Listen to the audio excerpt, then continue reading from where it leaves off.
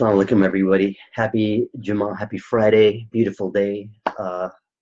Here, at least, it's beautiful. I know it's beautiful wherever you are because guess what? You live on Earth, and everything on Earth is beautiful. And you have to look for the beauty in it. You might hate where you live, but guess what? There's beauty in where you live, no matter what. Okay, I want to get into this topic really quickly before I forget my train of thought. I'm going to be talking about some things that many people will get upset about, and truth versus falsehood and the wisdom of the Kabbalah for Muslims. Okay, really quickly, I'm going to define Kabbalah for you. Okay, I'm going to type this up. I should have had it ready. Define Kabbalah for you right now. Okay, it's a now this is so true. When you do the research about Kabbalah, it's not just a Jewish practice. This actually has roots in Islam. It has roots in Andalusia, Spain. It has roots in the Islamic, deeper understanding of the Quran. And it's a lot of the Jewish mysticism, Kabbalah, as we know it in the Western society, comes from the shared cousins. They're the Jewish people's cousins, which are what? Muslims. And it's very common, the same kind of understanding, the same kind of wisdom to go within and to understand Allah and to know this reality. It comes from Islamic Sufism and Jewish mysticism. It's all pretty much the same.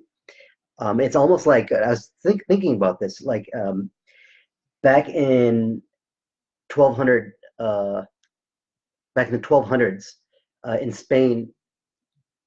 The Jews in Spain were actually allowed to, have their temples, allowed to flourish. Actually, the Jewish Renaissance and Jewish Golden Age was under when they were occupied under Islamic Empire. Okay, Islamic Khalifa. I don't know the exact name or anything, but it doesn't really matter. You can do the research yourself. That's where we're used to having everything done for us, so we don't do anything. I'm telling you some things. I'm going to plant seeds in your mind, and you do your own research. Why have everything given to you? Because when it's given to you, you don't know exactly what intention it is. You don't know where it's packaged from, the information, the mindset. And if you take it hook, line, and sinker, guess what? You just got baited. You just got caught. Okay, because you took everything hook, line, and sinker without doing your own research. So if you look into the history of Islam in Spain, for a long time after after Islamic Empire fell to the Christians in Spain, Andalusia in 1491. And what happened in 1492, everybody? You know what happened in 1492? Columbus sailed the ocean blue. Okay, and because he was able to, because the coffers were refilled, because when they took over the land of Spain, Isabel and Ferdinand, I think, they, obviously they took all the money and everything too, and they, it was basically you had to convert to Christianity. You had to let go of your Islamic identity, and a lot of to preserve a lot of this information. A lot of the books were actually converted into non-Islamic books, translated and then burned. All this stuff happened. And then for many hundreds of years, the Islamic Empire, as we know it, was very tyrannical. Was very very closed, like a closed society, no printing of books for 300 years, no information passed on. So, what it looks like now, it's like when we read that, when we go to the masjids and we read about the Beni Israel, the children of Israel, it's almost like that is us now. We have flipped the script. Like the people that they're talking about, it's actually it's talking about our mindset. Like they were told to slaughter a calf, and they asked the prophet all these questions. Oh, what color does it have to be? Oh, does it have to be this? Oh, how many spots? Asking all these questions. That is the that is the average Muslim state of mind. Like they're told to, they want to ask questions. They have become the children of Israel psychologically, and it's almost like the tables got turned around, and now the main part of the main canon of Islam is controlled by these fundamental types, which are supported by who? These tyrannical governments, like the Western governments. These basically, like, the Islam we have now is a very subdued version that is approved by the leading powers that govern the world. It's a very so that's why you see them supporting uh these Mideast countries. They support all of them. They support Egypt, tyrannical. They support all these governments. They support the expansion of the desert. They support uh Saudi Arabia and their kingship, and they support their government. And it's like they allow them to exist, but only a certain version of them that they approve of. And the thing is, what you don't see approval, like you see the same people that are given power by this system. They are the ones that have a problem with what I'm saying. Like Kabbalah and Islam and Sufism, and getting closer to Allah, and not just being, it's like we of course we all love Allah. That's what we claim, right? And it's like you respect Allah from a distance, and you just observe Allah from a distance, and then you have to be respectful. But Kabbalah is a system to unite with Allah, to have your will, to have Allah's will, your will. It's the same. It's like, man. But anyways, I want to I want to talk about something. I have this. So I was in Moldova last year in August through November, and it's a non-English speaking country. They speak Russian and Romanian, and I was walking around that city. Like that's all I did. I meditated, I walked around, I listened to podcasts, I read a lot of books, um, and I just kind of was allowed to unplug from the regular Western society. And this is like going back into Soviet Union time. This is like Russia. This is like Moldova.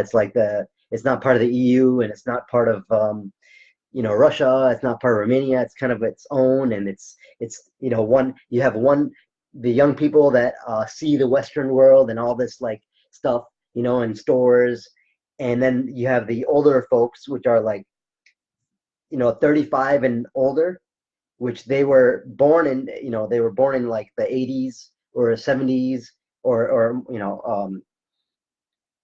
they have seen the beauty of their country when it was part of the Soviet Union, and then after the collapse, it's like totally disintegrated. The whole country, it's like in turmoil psychologically, and then manifests physically too. Like people are just they're very selfish, and like people just care about the outward look. So they want to look like what they see on TV, and all this stuff. It's really crazy. And they want the iPhone, they want Nike, they want all this kind of stuff that it's normal for us, Americans, to have to go to the mall and stuff and see these American things. But for them, that's what they want, because they look at it as success. They look at it as something that they don't have, and they want that, and they're willing to let go of certain aspects of their culture to obtain that. Like like they have for example, they have fresh food, you know, and the food is very fresh, and the fruits are abundant, and in the summertime it's not it's very harsh in the winter, um, but it's like the Moldova is like the breadbasket of Russia, of USSR, and after the collapse, it's like no one really, they don't really export anything anymore, and they don't have any money, so it's like, but they do have a lot of food. Um, and it's fresh. But now people are starting to want, more processed foods, and they're trading in their fresh food for processed food, and they're being enticed by the by the commercials. Like in the 1980s, we used to have commercials, and they're like, "Oh my God, yeah, I want this, this sugar cereal," and they had no problem with it. We had no problem with it in the 80s to eat tricks, and we wanted the water to turn, a certain color and drink it, and frosted flakes, and we'd add sugar on top, and it was like, because we were duped, we were so free with our nuffs that we just did anything the authorities told us, so they had commercials. Of course, they wouldn't lie to us. They wouldn't have these commercials and give us some bad food. No, of course they wouldn't. Like, now we know they did, and they are. But it's like when you go to Moldova now, it's kind of like the 80s, how it was for us.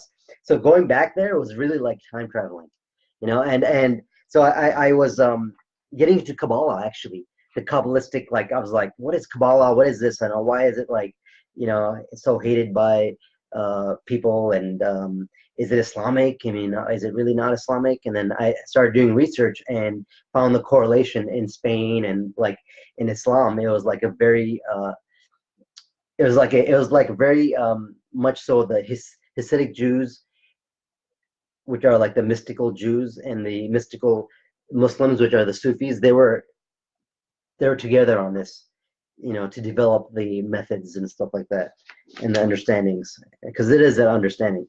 And this is one of the meditations that I read while I was walking in downtown Chisinau, and I wanted to read this with you real quick. And it's really interesting. It's just really short, two pages. Okay, so bear with me. Okay, I don't know who this is by. It's just from YouTube, and I kind of took the transcript and I printed it out. Okay, I don't know who it's by. They don't have the name or anything, and I couldn't find it anywhere. But it's taken from the Kabbalistic kind of understanding, and I'm putting my own words to it now to make it more palatable for your ears. Okay. So, for example, some places where it says Torah, I put in Quran, because a lot of people are like, oh my God, Torah. No, we can't even listen to what they say. You know how interesting the Torah and the Bible is, and when you understand it, and then you read the Quran, it's like the Quran does take that, and it's like it's a triangle. It's like the bases.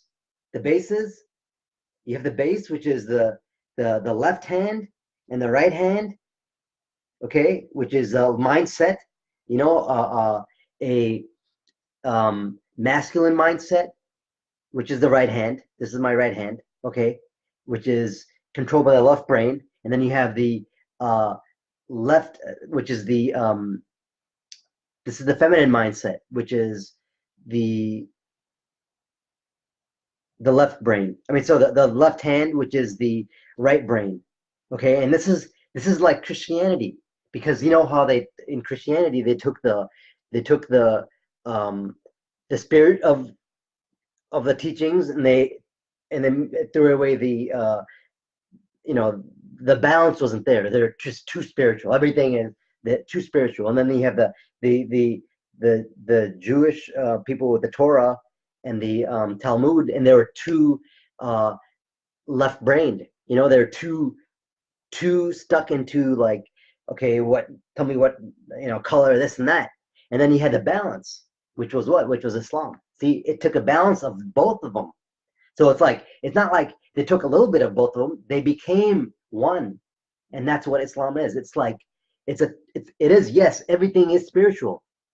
Everything is spiritual, but things are physical too. But the physical thing is only a very small percentage of that spiritual thing, which everything is in capsuled in spirituality, and then the physical is only a 1% of that spirituality. So it is the illusion. It is so if you're looking at only the 1%, and not even 1%, it's like 0.4%, 0.04%.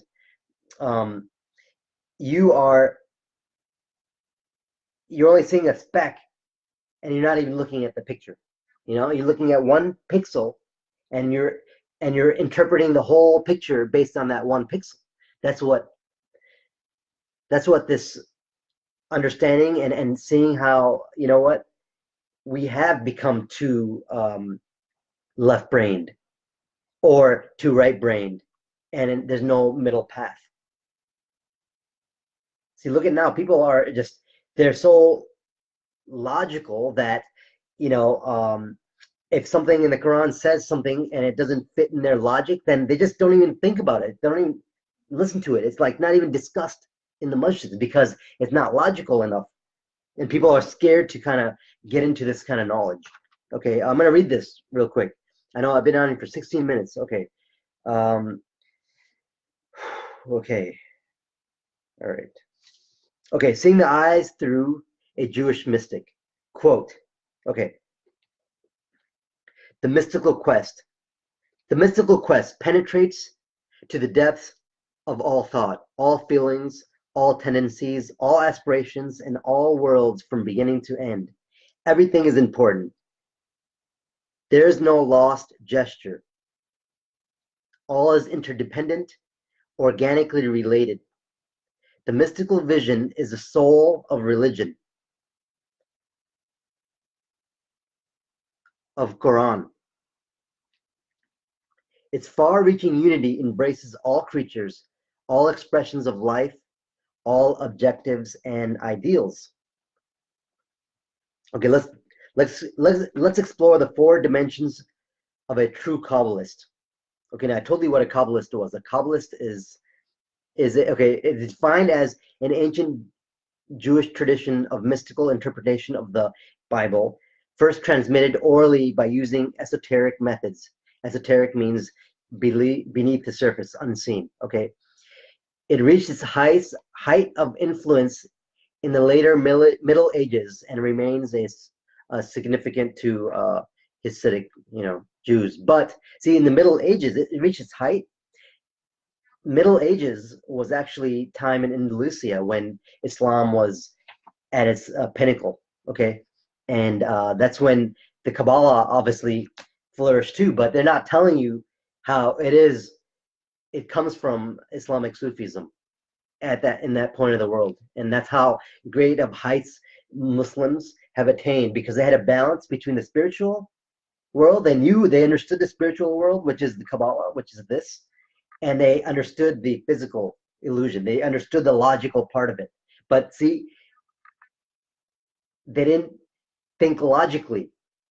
That's like weird, right? It's like, oh, how do you have to think logically. No, logically, now it's like, you know what? I'm logically doing this because it makes me money and it makes me this and that. But to think non-logically, but to put logic into it, it's more like thinking like in terms of your dreams, like, oh, I see this vision of myself and I'm just gonna go after it because I know that vision was put in there not by me but by the creator. Okay, because you're not seeing what everybody else is seeing at a lower level. Now that higher vision, because you have done the spiritual work to go within to even see that, to be allowed to see it, and then because the soul's desire is to unite. It's like to go back to paradise, to unite with the creator. That's our desire. That's the wanting. That is the core, the root of all wanting of the human is the desire to unite in Jannah. If you have a problem with that, just express it on this on the comments. Okay, so I'm gonna say here. Okay, let's explore the inner dimensions of a true Kabbalist. The real one and the one inside yourself. Sees and experiences constantly. Okay, the infinite dimension. Okay, the creator is infinite. The creator's whole design of the creation was to hide his infinity from us until we can discover how to reveal once again that all is infinity. One of the essential points of all Kabbalistic teaching is to re-infinitize the infinite. To re-infinitize the infinite. Okay, A. The goal of Zimtums, the creation process of containing Hashem's infinite presence to allow for a creation to exist. Okay, Hashem, you can put in Allah. Okay, Allah has all the names. Creation process is to ultimately re-infinitize it all. Okay. B, the goal of light. Okay, the goal of the light vessel evolution process. This is kind of weird reading this. The goal of the light, the vessel evolution process, seeking the maximal synchronization between the lights and the vessels that contain them, is to produce a setup of vessels that contain infinity. The goal of the mitzvahs, according to the Kabbalist consciousness perspective, that means consciousness perspective, is to infinitize and thus liberate the actions of reality that we take and do. Okay, the goal of the mystical consciousness is to infinitize and thus to liberate thought. The goal of Ratzon, Kabbalistic state of infusing your will with Allah's will, is to infinitize and thus liberate our will and our calling in life and our capacities to be the right arm extension of Allah's Tikkun Olam process. I don't know what that means. The goal of the divine bridge trait refers as a Sifrat. That's a Kabbalistic word. There's different Sifrats, different paths to this understanding. Okay, the goal of the divine bridge traits referred to as a Sifrat are to infinitize all processes and all structures, including those of our own persona.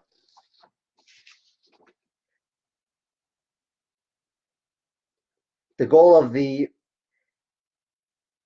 rectification of cosmic brokenness is to transform reality into a conduit and conductor and environment for infinity. The goal of the upper and the lower world in interpersonal relationship is to tap into each other's infinite well springs and thereby unifying with each other and thereby reproducing infinite shifa. Okay, abundance, shifa. Shifa is an Arabic word too, right? Shifa, they use it in Judaism too. Abundance of all. Okay, shifa, which they define it as abundance for all of the world to be nurtured from. Okay, the innate desire of the soul is to reunify with the infinite. This is the root of all wanting. No other object, idea, or love can satisfy its desire. It's not only what the soul wants, but all of existence wants this. Isn't this amazing? Look, it says here, it's from this is a quote from Alan Afferman in his work Kabbalah and Consciousness. Okay, I'm gonna re-quote this again. The innate desire of the soul and the goal of the soul is to reunify with the infinite. This is the root of every wanting. No other object, no other idea or love can satisfy its desire, this desire to reunify. It's not only what the soul wants, but all of existence wants this. Okay, humanity's goal is of returning to the Garden of Eden's paradise state, as well as a messianic state. It is the humanity's goal of returning to Garden of Eden's paradise state, as well as the messianic state, is to arrive at a consciousness and a reality where all which is lacking will be complete, and all that which is finite will be infinite. Okay, there's unseen dimension. Kabbalah refers to as chukmat, the wisdom of the chukmat nastar, the wisdom or the hidden or the unseen. And in Islam, like, we've been told to stay away from the unseen. We've been told to, oh, it's dangerous, and no, we don't know. And it's like nobody really knows. And they just say you can't do it because that's what they've been told by their parents, and they've been told, in their communities. And the thing is, you can't get to this information in our communities because it's not there. Because everybody that built that community wouldn't want to travel to the unseen, which the unseen is just unseen light. Your eyes reflect 0.04% of light, and the unseen light is 99.96%. That's just quantum physics. That's science. It's unseen light. And to tap into, if you want your reality to manifest in a way that is aligned with the Creator's will and your desire to have a unified life, and to know that everything is one, then why would you want to hurt somebody else? Why would you want to be a disgusting person? Why would you want to be ratchet? You wouldn't want to be ratchet because you know that you're not living through Allah's will. That's what you're not doing. If you're living ratchet, you're living your nuffs. See, that's the devil. That is the shaitan. That is a set. That is the set, Satan. Okay, set in stone. Set in stone, because it does not move. But everything is in the state of vibration. Everything is vibrating. Everything is, light particles are bouncing. So nothing can be set in stone. And when you think it is set in stone, then you are actually becoming Satan. You are doing Satan's will because you are satisfying the nuffs, as opposed to understanding the infinite and understanding that that's the will, to reunify with the infinite and to go back into paradise. Okay, the unseen dimension refers to the Shukmat Hasnistar, wisdom of the hidden or unseen. Okay, and it's kind of like a little poem. Okay, see the vastness of what there is to see that are normally not seen. See the vastness of normally overlooked gifts that people give you. See the vastness of wisdom accessible to you that you may normally overlook. See the vastness of coping tools that you constantly create. See the vastness of salvation that Allah sends to you all the time. See the vastness of guidance that Allah constantly sends to you. See the vastness of love that you have in your heart, usually unexpressed. See the vastness of experiences and life lessons that you have experienced. See the vastness of esoteric energies, angels, soul stirrings calling to you.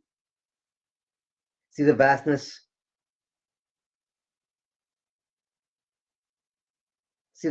of yet untapped influences that you send out. And then there's the unified dimension. Kabbalah is referred to the wisdom of correspondence.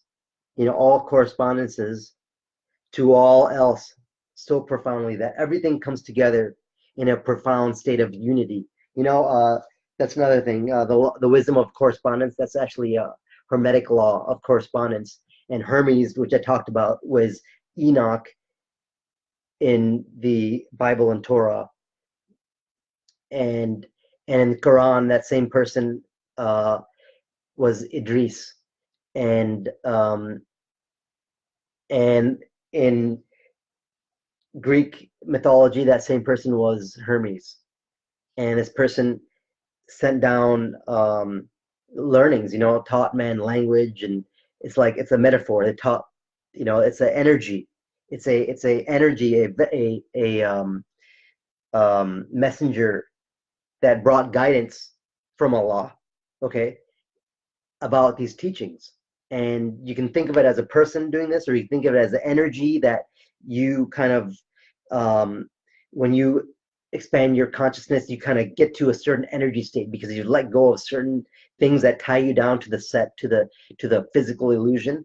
Thus, when they don't tie you down, you get higher to a set of consciousness where this information is now, you can access it, you know. And that's one of this was the law of correspondence, which goes like this. Law of correspondence is the law of correspondence says that our current reality is as a mirror of what is going on inside of us. Our reality is a result of our innermost dominant thoughts. If your life is filled with unhappiness, chaos, or unfulfilling, it is because that's because that's how you are inside. Okay, because you don't understand Allah. See, you haven't unified with Allah. You haven't let go the things that hold you down to the physical illusion. See, that's the whole problem. And this stuff is all Islamic teachings, you know, but forgotten for so many hundreds of years. Like, you have to realize what happened to the Islamic Empire, you know, after you know, Spain didn't just go down in 1491. It took maybe like 200 years, you know, 200 years or something like that for it to come to that state of mind where it manifested, where the rulers were corrupted and all that stuff and infiltrated. And basically, they were satisfying their nuffs at one point, you know. At one point, they understood the reality, and they built these great things and these roads and these canals and these sewer systems, and there was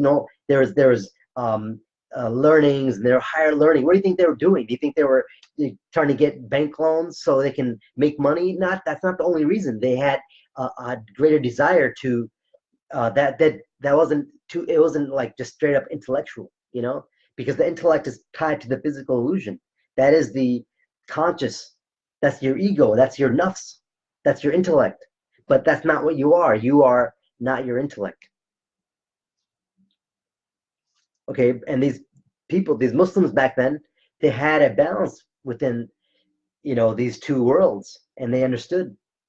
And later on, they, you know, as they expanded more, and like, you know, people saw how other people lived, and they want to control this and that, and they just became kind of like this wisdom got occulted. It got lost, you know, and then they got kicked out, and then there was couple hundred years of no books and dark ages of Islam, and then all of a sudden, you know, we don't know much about it, and all of a sudden, like, you know, we hear about something in the 1800s, like, you know, the Moors, you know, and the treaty with the Moors and the Moorish Empire, and in America, and like the history of the Moors, and then it's like we don't know much, but then all of a sudden we have, you know, we talk about the first masjid in America, and you know, it was built in 18 something, and these Muslims practiced here, and this and that. It's like, and then we have the Islam that we have now. But if you're, you know, not as old as I am,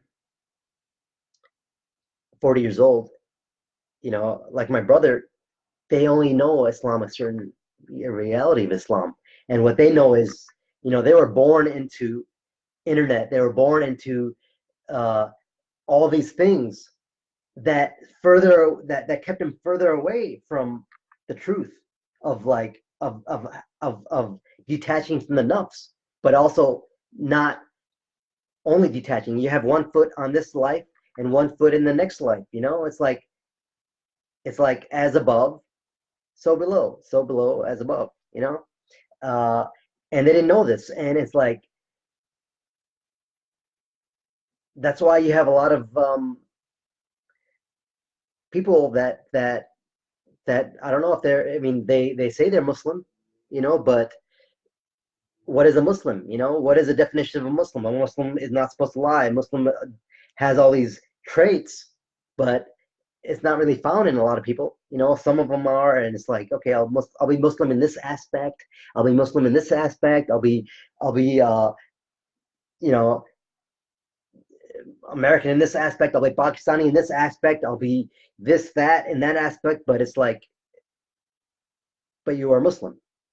It's a state of mind. And the masjids are 501c3s. They're part of this corporation of America, okay? And you think that corporation of America is going to allow something that profoundly rattles the foundation of the physical materialistic society?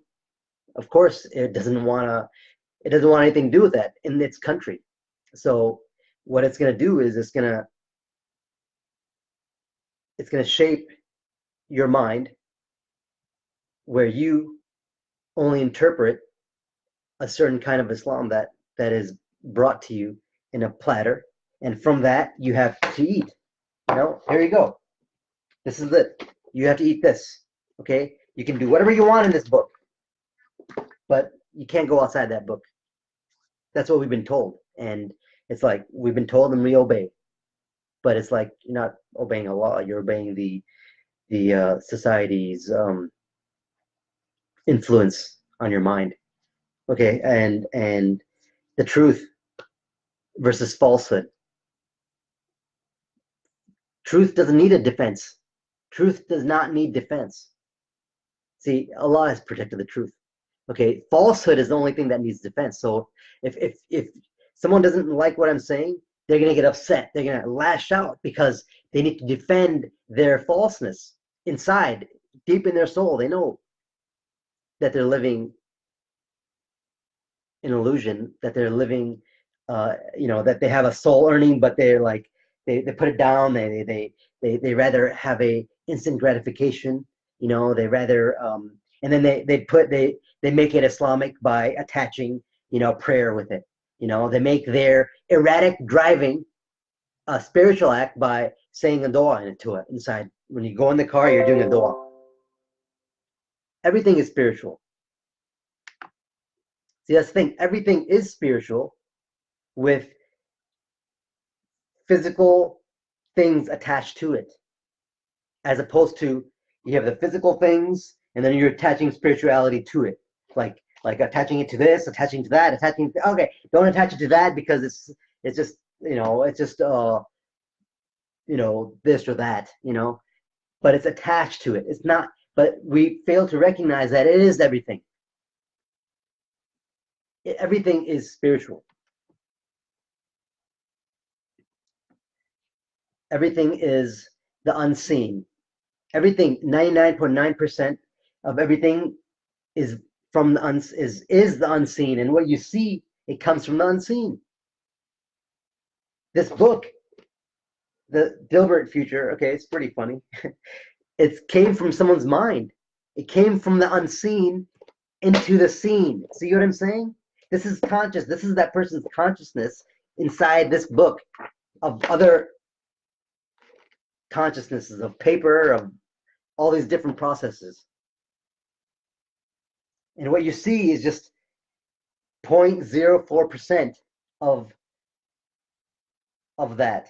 It's like a string. It's like all connected together. It's all like one. It's like you're in an ocean. You're in a bowl of water, okay? And it's like everything is connected. Everything is connected. You are connected to me. I'm connected to you. If you're watching this, everything is connected. Everything. I mean, didn't we all come from Adam and Eve? Then it's like our DNA is all connected to one source. So we are all connected. Do you understand that? Yeah, truth does not need any defense. Only falsehood does. And falsehood needs other falsehood to make it seem like it's legit, to give it power, but it's not really power. It's just a bunch of false things keeping it together. And it's all a house of cards.